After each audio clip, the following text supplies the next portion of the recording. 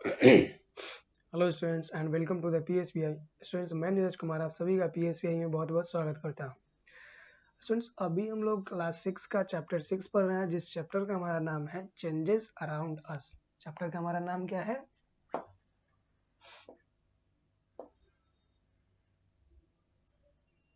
Changes around us. ठीक है, हमारे आसपास जो भी बदलाव हो रहे हैं इसके बारे में हम लोग देख रहे हैं। ठीक है, चेंजेस अराउंड अस के बारे में। ठीक है, तो इसमें हम लोग पिछले क्लास में हम लोग मेटल के बारे में देखे थे कि मेटल क्या होता है। मेटल पे जब भी हीट पड़ता है, मेटल पे हीट आता है, तो मेटल हीट पड़ने से क्या होता है? एक्सपेंड होता है। ठीक है, मेटल पे हीट आने से क्या होता है? एक्सपेंड होता है। और जैसे ही मेटल को कूल किया जाता है तो वो क्या होता है? कॉन्ट्रैक्ट हो जाता है, यानी कि एक जगह आके संकुचित हो जाता है। उसी एक्टिविटी को हम लोग देखने वाले हैं। किसके माध्यम से देखेंगे हम लोग? इस ब्रास का बॉल के माध्यम से हम लोग देखेंगे। ठीक है, तो चलिए एक्टिविटी हम लोग देखते हैं कि एक्टिविटी में क्या बताया गया है।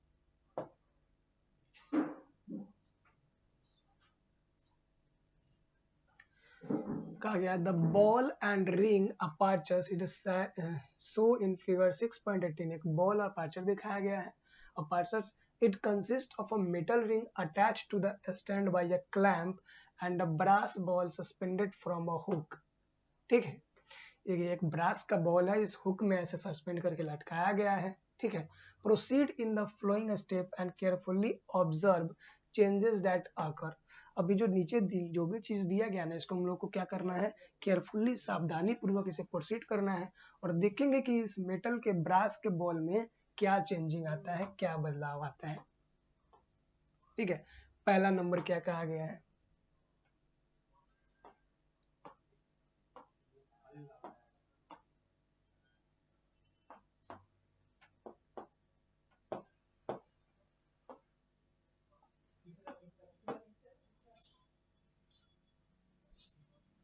देखिए, first step, clamp the metal ring to stand at a suitable height.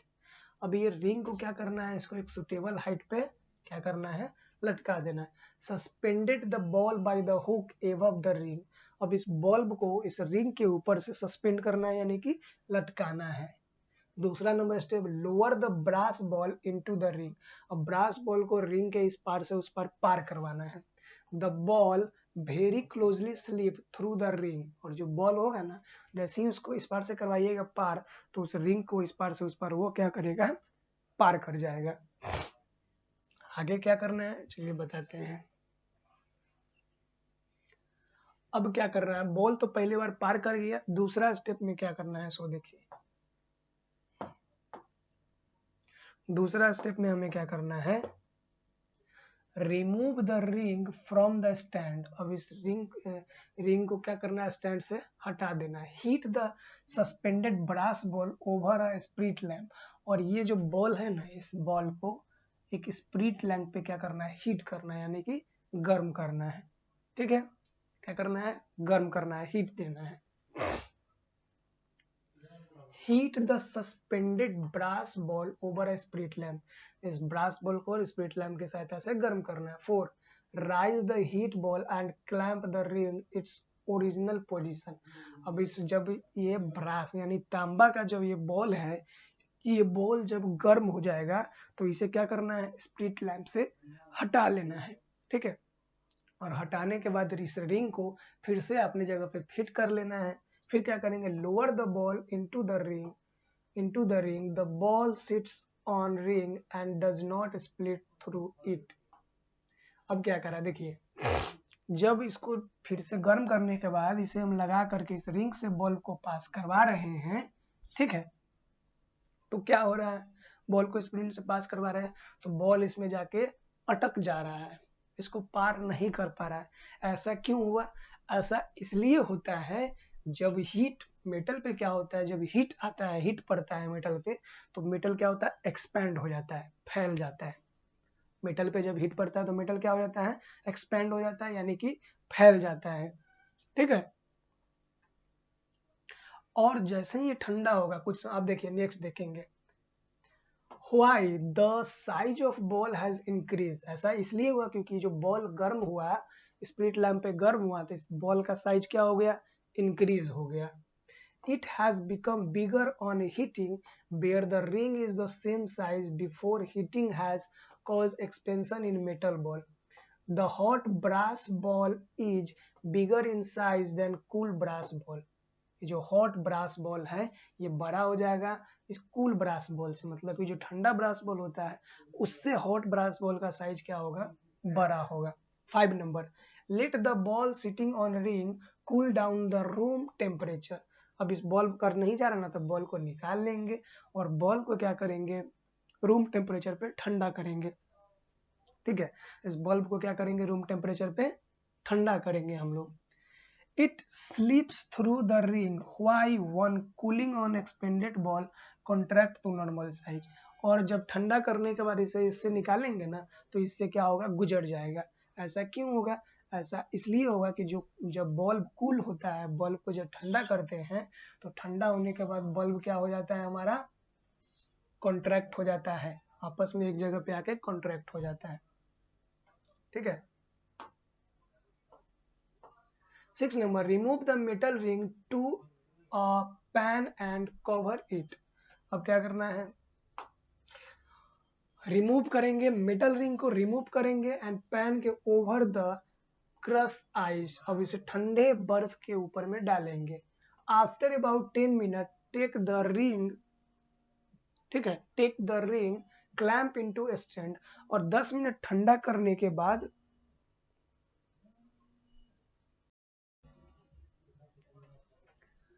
ठीक है, अब इस क्लैंप को क्या करना है, स्टैंड से हटा करके हमें आइस वाले मतलब बर्फ में हमें 10 मिनट के लिए डाल देना है. ठीक है, about 10 minute take the ring out and clamp to it stand.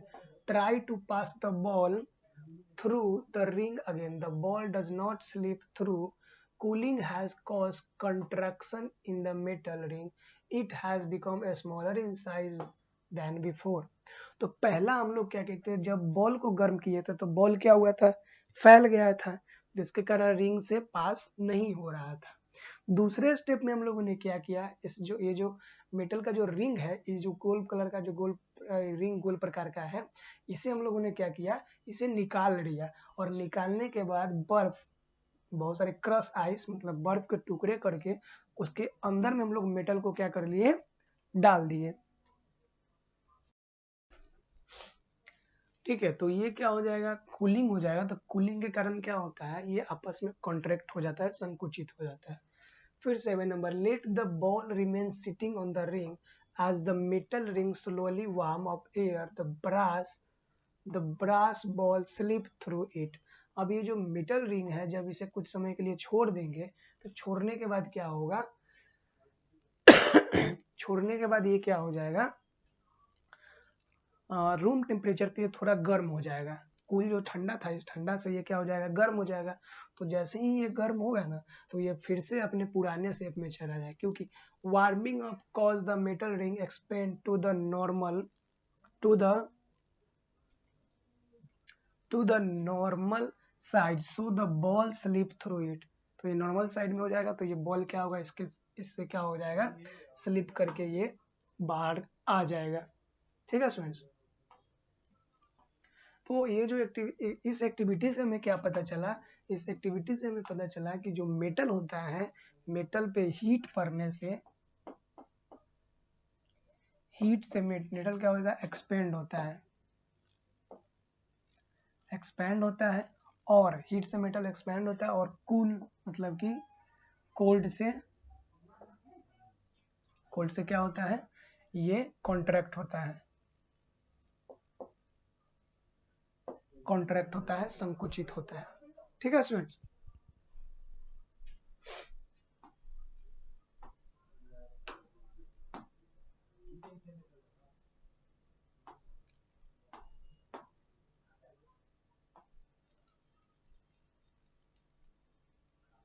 Using expansion and contraction in metal. अब देखिए, मेटल का एक्सपेंशन और जो कंट्रैक्शन होता है, इसको यूज हम लोग अपने फायदे के लिए कैसे करते हैं, उसके बारे में हम लोग देखते हैं. कहा जा रहा है using expansion and contraction in metal, धातु में जो उसका एक्सपेंशन और कॉन्ट्रैक्शन होता है इसे कैसे यूज करेंगे। Have you ever walk along the railway line, did you note that there are little gaps between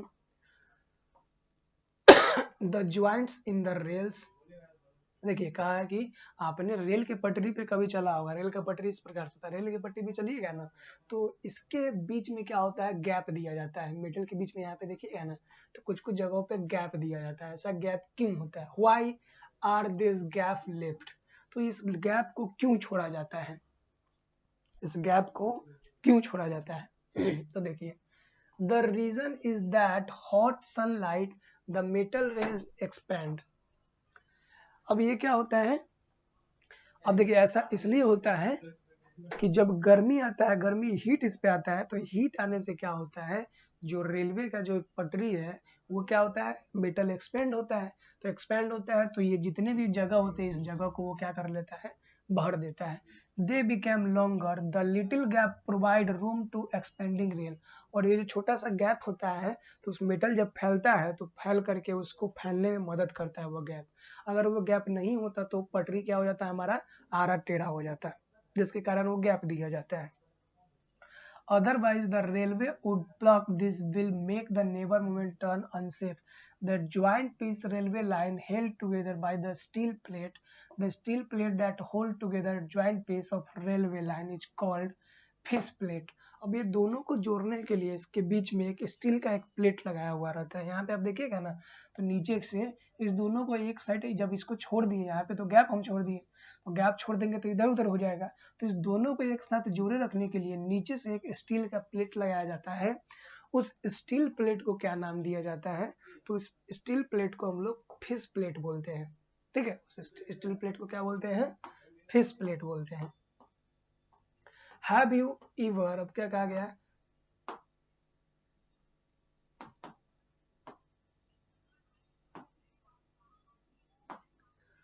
Have you ever noted the telephone wire and electrical wire are tuning on poles?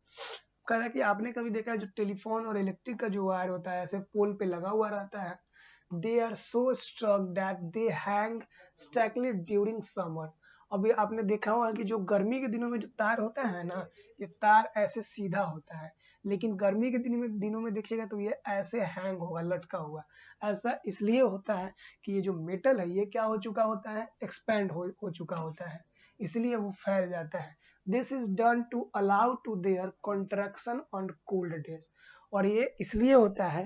अब metal जो देखिएगा ये जो होता है इसको लटकाया जाता है क्योंकि जब ठंडे के दिनों में जब कॉन्ट्रैक्ट होंगे आपस में, जब ये क्या होंगे, संकुचित होंगे, तो तार क्या होगा, टना जाएगा। ठीक है, तार क्या हो जाएगा, टना जाता है, जिसके कारण इसे ढीला छोड़ा जाता है कि ठंडों के दिनों में ये टाइट हो जाए। ठीक है students, if the wire struck too tightly during the summer they will be contract and become shorter in winter.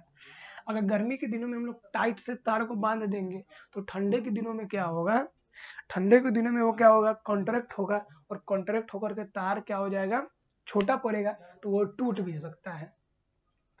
As a result, they may be snapped apart. The wire that hangs slackly during summer shorter in length in winter and stretched tightly. तो ये क्या होता है, गर्मी के दिनों में इसको ढीला किया जाता है ताकि ठंडे के दिनों में कॉन्ट्रैक्ट होकर के टाइट हो जाए। अगर इसे ठंडे के दिनों में, अगर गर्मी के दिनों में अगर क्या होगा, ठंडे के दिनों में अगर ज़्यादा ढीला छोड़ दिया जाएगा तो गर्मी के दिनों में वो और ढीला हो जाएगा, क्योंकि गर्म पड़ने पे क्या होगा, वो एक्सपेंड होगा, और कोल्ड होने पर क्या हो जाएगा, वो ठंडा होगा। तो स्टूडेंट्स आज की क्लास में इतना ही। अगले क्लास में एक ऑब्जर्वेशन हम लोग देखेंगे, ऑब्जर्व करेंगे कि ये जो कॉन्ट्रैक्शन और मेटल का जो एक्सपेंशन होता है ये कैसे होता है, किस टाइप से होता है, तो इन सारी चीज़ों के बारे में हम लोग अगले क्लास में देखेंगे। अभी हम लोग क्या देखें, पहले तो हम लोग देखें एक्टिविटी एक किए थे जिसमें मेटल जो होता है क्या देखे कि हीट मिलने से जो मेटल क्या होता है, एक्सपेंड होता है, और मेटल को जब हम ठंडा करते हैं, जैसे हम लोगों ने यहाँ पे गर्म करके इसको एक्सपेंड किए थे, और यहाँ पे ठंडा करके इसको क्या किए थे, कॉन्ट्रैक्ट किए थे। तो जब इसे ठंडा करेंगे तो ये क्या होगा, कॉन्ट्रैक्ट हो जाएगा, और गर्म करेंगे तो क्या हो जाएगा, एक्सपेंड हो जाएगा। तो आज की क्लास में इतना ही, मिलते हैं हम लोग नेक्स्ट क्लास में, जहाँ इससे आगे हम लोग देखेंगे।